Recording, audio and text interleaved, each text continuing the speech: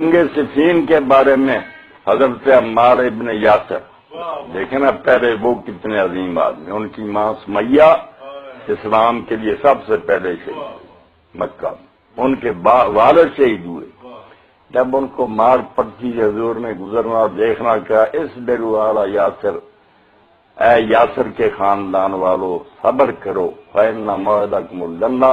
تمہارے لیے اللہ نے مجھ سے وعدہ کر لیا جنت کا۔ اس کا بیٹا تھا۔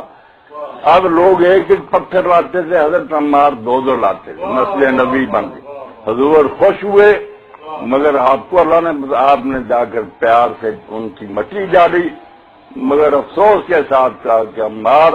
تو ایک باغی گروہ قتل کیا، وہ ان کو جنت کی طرف بلائے گا، وہ دوزخ کی طرف بلائے گا۔ اگر بخاری اور مسلم سے بڑھ کر تمہارے پاس کوئی کتاب میں بات کرو، جب ان میں حضور نے یہ فرمایا، اور یہ بھی ساری امت مانتی ہے کہ وہ معاویہ کے لشکر کے ہاتھوں شہید، اور وہاں ابن حجر اور سارے لکھنے کی یار جھگڑا ختم ہو گیا، پہلے کوئی شک بھی تھا نا، عمار کی شہادت نے کلیئر کر دیا کہ حق کڑی کے ساتھ ہے، معاویہ بات دوزخ کی طرف بڑھاتا۔